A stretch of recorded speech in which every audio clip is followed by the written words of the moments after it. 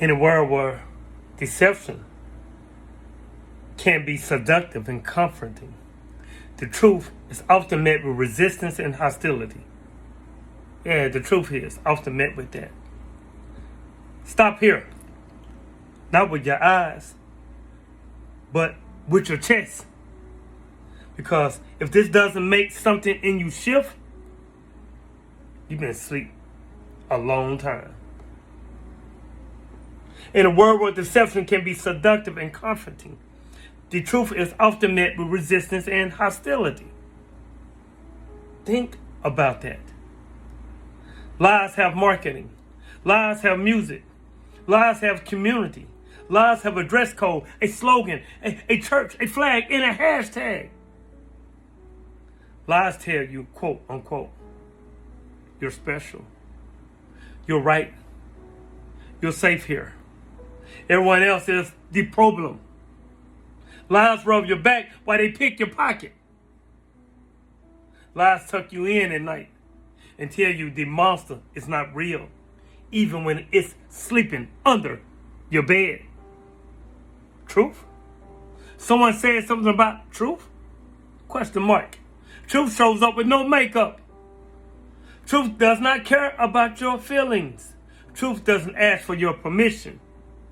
Truth walks in, turns on the bright lights, and says, this is what's exactly in the room. And people hate that. Many people, because they hate it. They hate the truth. I'm trying to think of why. They just hate it. Many people became so estranged in their beliefs, no matter how misguided, that confidence leaves them with reality. That they're comforting them with reality that feels like a personal attack. Watch it happen. Tell a man his pastor is a con artist. He won't examine the pastor. He'll examine you. Tell a woman her relationship is abusive. She won't leave him. She'll leave you.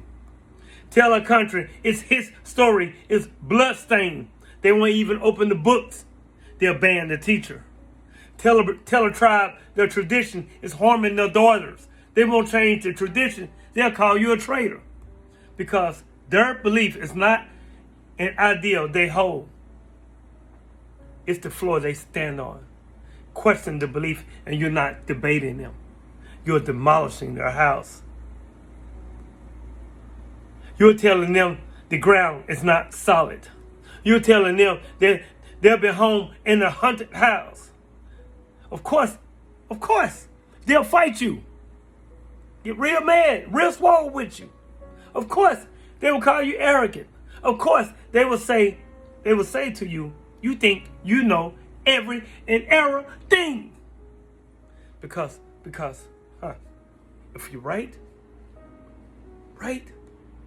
If you're right, then what have they been for the last 10, 20, 30, 40 years? Where have they been?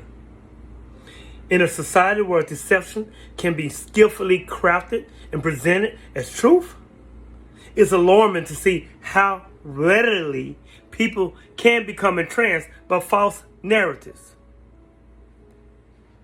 Yes. Deception is not stupid anymore. It went to school. It got a degree. It hired a designer. Deception is a documentary with a sad piano. It's a documentary with a sad piano. Deception is a news anchor with a flag pin on his lapel. Deception is a verse taken out of the context but preached with tears. Deception is a meme that confirms what you already wanted to believe.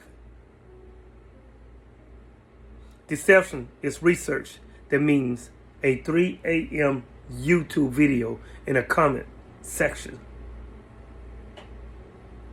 We fall for it. And we fall for it fast. Because false narratives do something truth rarely does. They comfort you immediately. They comfort you immediately. Right? Your problems are not your fault. It's them. That's comfort. God is on your side. No matter what you do. That's comfort. Buy this and you'll finally be enough. That's comfort talking to you again. Your tribe is good. Their tribe is evil. That's comfort. Don't think, just be naive. Just follow. Just repeat. That's comfort. Truth says it's more complicated than that. It's exhausting. Truth says you might be part of the problem. That's painful. Truth says you were lied to, and now you have work to do. Ooh, it's heavy for you. So we choose the bedtime story every fucking time. The truth, on the other hand, is often met with resistance, defensiveness, and even outright hostility. Resistance. That's not what I was taught. Defensiveness. So you're calling me stupid? Hostility. You want to divide us? You're demonic. You're an agent. You are an agent. Nobody says, quote unquote, wow. I never thought of that. Let me sit with this for a moment. Nobody says, this hurts, but show me more. Because truth feels like betrayal when you've been loyal to a lie all your life.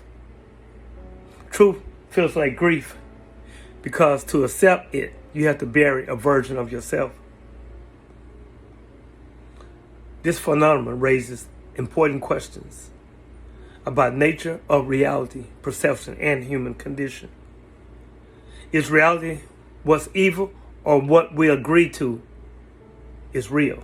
Let me say that in a different way. Is reality what's real or what we agree is real?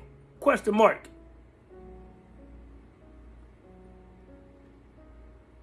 Is perception stronger than fact? Is the human condition to prefer a beautiful lie over a grotesque, ugly truth?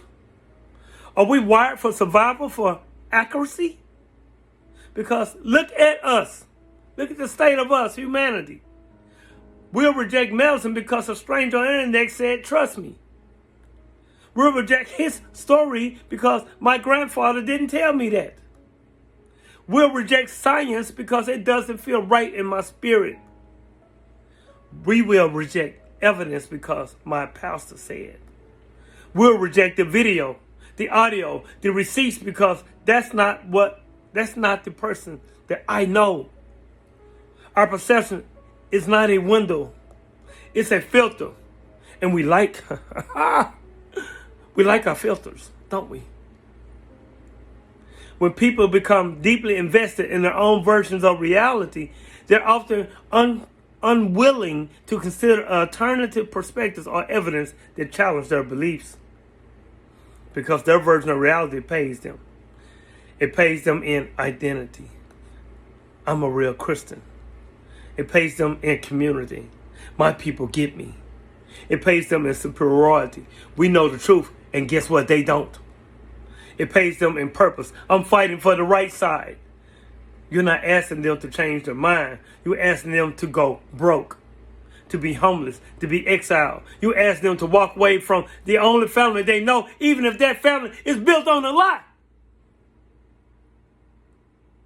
So they don't. They can't. They won't. This can lead to a kind of cognitive dissonance where truth is rejected, repudiated, or distorted to maintain a sense of comfort and security. Cognitive dissonance is the brain's painkiller. And when the truth and your belief clash, your brain does not say, let me update. Your brain says, which one can I unalive so I can sleep tonight? And it's always the truth. It's always the truth that dies. So we twist it. Yeah, we twist it. Maybe the data is fake. Maybe the source is biased. Maybe God is testing me. Maybe I'm being prosecuted for righteousness. Maybe everyone is lying except the person who agrees with me. And we will bend into a pretzel, understand me, before we bend our ego. We will call the fire cold before we admit that we're burning. And how often do we conform to popular narratives without questioning the correctness? Or is it even real? Or is it even valid? Every time we repost without reading. Every time we say everybody knows and can't name a source. Every time we outsource our thinking to the media. And every time we feel anger before we feel curiosity. We conform because truth is lonely. And lies have parties. We conform because I don't know is social suicide, and I'm sure gets you applause. We conform because the truth might make us a villain in our own story. And how can we cultivate the courage to challenge prevailing attitudes and opinions, even when it's unpopular? Number one, practicing saying, I was wrong in the mirror to your children. It's a muscle. You need to work on it. Number two, separate your ego from your ideals. You're not your opinion. If your ideal dies, you live. Number three, follow truth. Follow the truth, even when it costs you your team. If your side lies, leave your side, or your side owns you. You got it? Number four, ask, what if I'm the one who's deceived? Every single day, especially when you're certain. Number five, value correction over comfort. People who love you tell you when you have food in your teeth, right? Right? People who love you will tell you when you're wrong. It's critical and it's crucial to recognize that truth and morality are not determined by consensus. Okay? But by principles and values that transcend public opinion. The crowd said the earth was the center. It wasn't. The crowd said slavery was biblical. It was not. The crowd say a lot right now. Most of it won't age well. Truth does not need your vote. Morality does not need your likes. Reality doesn't need your agreement to exist. But staying true to these principles, we can maintain our integrity, foster meaningful discussions, and contribute to a more just and enlightened society. Integrity is losing followers, but keeping your soul. Meaningful discussion is show me why you think that instead of unfollow me. A just society is built by people who can stand alone with the truth before they can stand together in a lie. So here's the hard part. You've been deceived, okay? You've been deceived. I've been deceived. We all been deceived. The difference between us is who's willing to admit it. Who's willing to admit it? Your turn. What truth are you resisting right now? Because it will ruin the story that you like. What lie are you defending right now? Because it defends you back. What would you lose if you accepted reality today? Don't just answer in the comments. Answer with your life. Share this. Share this bill if you're done choosing comfort over clarity. Deception is sedative. Deception is also seductive. But it's the only door. It's the only door Remember who you are. You are gods and goddesses. The kingdom of God is within you. Ye too are gods. Remember who you are. Remember who you are. Continue to unlearn, relearn, and learn. Continue to evolve. Peace.